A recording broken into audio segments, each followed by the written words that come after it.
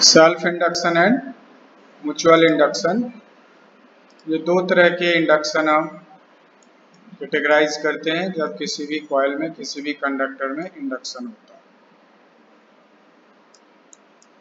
Self induction का मतलब क्या हुआ? सेल्फ इंडक्शन का मतलब हुआ कि हम इसे कहेंगे कि property of coil by virtue of which the coil opposes any change in the strength of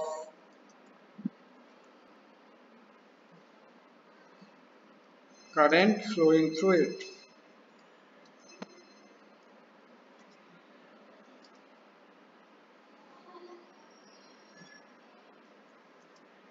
By inducing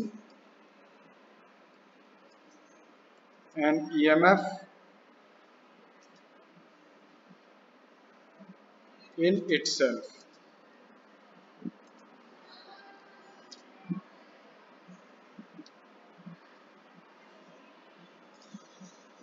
मतलब अगर कोई कॉइल है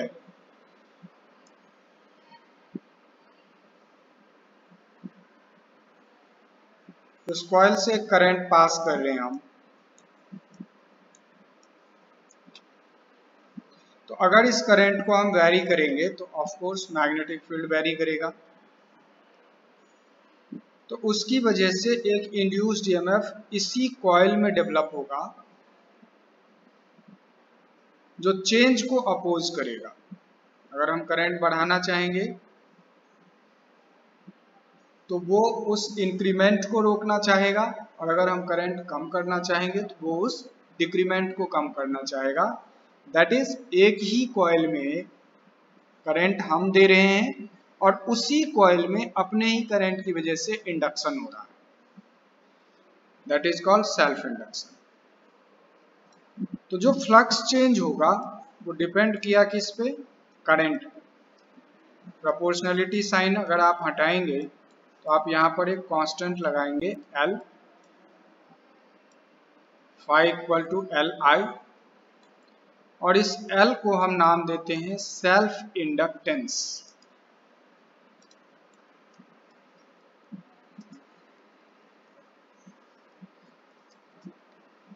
इसको हम क्या नाम देंगे? Self inductance. इसी तरह जब हम म्यूचुअल इंडक्शन की बात करेंगे तो म्यूचुअल इंडक्शन में क्या होगा? सेल्फ इंडक्शन में क्या हो रहा था कि जिस कॉइल में जो प्राइमरी कॉइल था हमारा, जिसमें करंट फ्लो कर रहा था, अपने ही करंट की वजह से उसमें एक इंड्यूस्ड ईएमएफ डेवलप हो रहा था। ठीक है, तो उसको हमने कहा सेल्फ इंडक्टेंस। म्यूचुअल इंडक्टेंस को हम इसी तरह से कहेंगे कि ये भी प्रॉपर्टी है, property of coil by virtue of which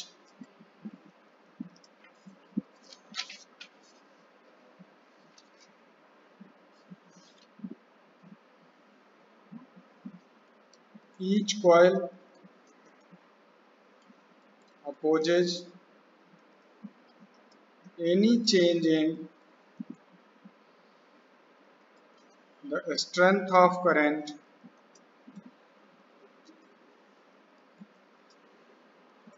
flowing through the other by developing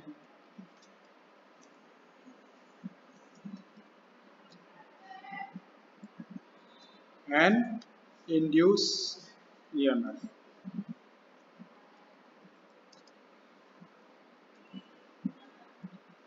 self induction में क्या होता था कि जिस कॉइल में करंट फ्लो कर रहा था उसी कॉइल में एक इंड्यूस्ड ईएमएफ डेवलप हो रहा था और वो करंट के चेंज को अपोज कर रहा था। म्यूचुअल इंडक्शन में क्या होगा कि अगर दो कॉइल है हमारे पास, सपोज करो ये एक कॉइल है और ये एक कॉइल है, एक में हम करंट फ्लो करा रहे हैं I1, ये मान लो मेन कॉइल है हमारा। इसकी वजह से यहाँ पर जब हम करंट को वेरी कराते हैं तो यहाँ पर एक करंट इंड्यूस होता है I2।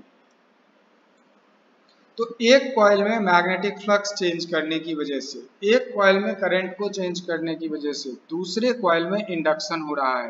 तो this is called what? Mutual induction. Self induction, same coil का करंट और सेम कॉइल में ही, उसी कॉइल में ही इंड्यूस्ड ईएमएफ डेवलप होगा। और म्यूचुअल इंडक्शन, एक प्राइमरी कॉइल होगा, एक सेकेंडरी कॉइल होगा। प्राइमरी कॉइल में अगर हम करंट चेंज कर रहे हैं तो उसका इफेक्ट किस पे होगा? सेकेंडरी कॉइल में होगा।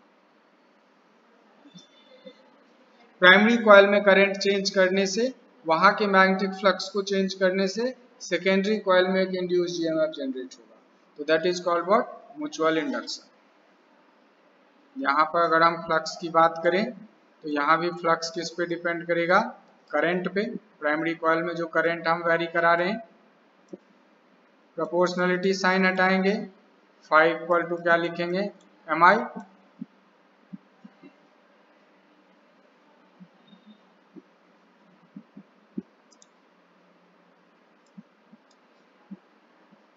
ये जो कैपिटल M है इसका आपका, उसको आप कहेंगे कोफिशिएंट ऑफ म्यूचुअल इंडक्शन।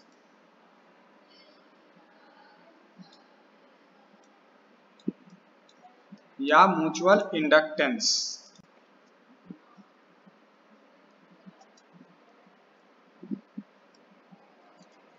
ठीक है, या हम इसको क्या कहेंगे? कोफिशिएंट ऑफ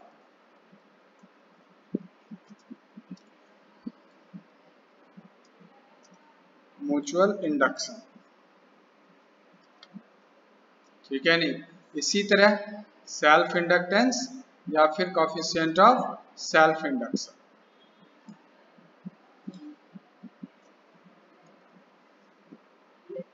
ठीक है नहीं? म्यूचुअल इंडक्टेंस और कोफिशिएंट ऑफ म्यूचुअल इंडक्शन। तो जब भी कहीं इंडक्शन होगा तो दो चीजें होंगी, या तो जिस कॉइल में करंट फ्लो कर रहा है, करंट को वेरी करने के बाद उसी कॉइल में इंड्यूस्ड ईएमएफ डेवलप हो जाए, तो दैट इज सेल्फ इंडक्शन। और अगर ऐसा हुआ कि एक प्राइमरी कॉइल है और एक सेकेंडरी कॉइल है, एक कॉइल में करंट को चेंज कर रहे हैं, एक कॉइल में मैग्नेटिक फ्लक्स को चेंज कर रहे हैं, तो दूसरे कॉइल में करंट चेंज हो रहा है, तो that is called what? Mutual induction. ठीक है।